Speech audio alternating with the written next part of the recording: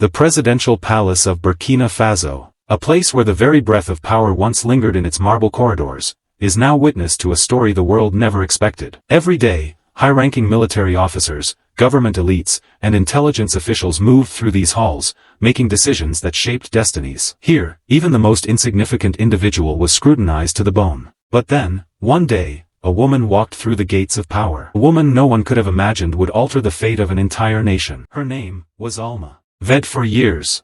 You work for me." For a moment, Alma stayed silent. Then she slowly placed the hidden device on the table, her identity as a spy now severed. With her eyes still lowered, she whispered, "I'm tired of running. Tired of living in lies. Tired of wearing two faces." 3 days later, Alma provided Traoré with explosive intelligence. The organization's true name, its contact numbers, its intricate internal structure. But when Traoré asked, "Who's at the very top?" Alma went quiet. Not out of fear, but because she knew the real danger wasn't outside the palace walls. It was within. The enemy was one of their own. And so began a deeper investigation. Files were scoured. Communications monitored. Surveillance intensified. What they uncovered shook the nation. The traitor was Minister Yassine Traoré, the president's own cousin, his childhood friend, the man who had sat just 3 chairs away in every national security meeting. But once again, Ibrahim Traoré refused to lash out in rage. No arrests. No public trials. No leaks to the press. Instead, he spun another web of deception. A fake intelligence file was crafted, containing carefully engineered, sensitive data. It was uploaded to an external server, accessible to foreign agents. Soon after, those same details began surfacing in enemy channels. The trap had been sprung. When Yassine was summoned to the president's office, the confrontation was chilling. On the table lay a single sheet of paper. At the top, it read, "Signed Betrayal."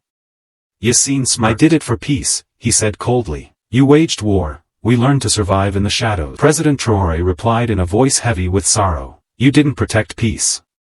You betrayed trust. My people paid for it with their lives." That evening, Traoré addressed the nation. "Whether it's my brother, my friend, or even my own family, there will be no forgiveness for those who turn their backs on the truth." He was quietly removed from power. Alma's story did not end there. The girl once trained to spy, sabotage, and kill.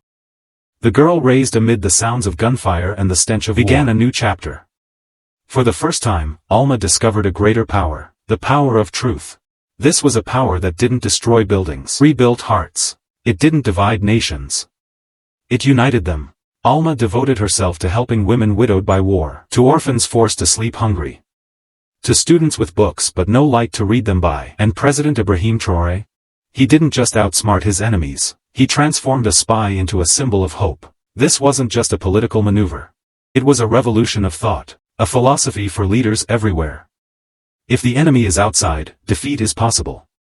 But if the enemy is within, victory requires courage far greater than any weapon can provide. Globe showing Europe Africa. If you believe the world needs to hear about such leaders, about such brave souls, about an Africa rising from the scars of its past, loudspeakers share this story. Subscribe to our channel and join us on this journey toward a brighter future.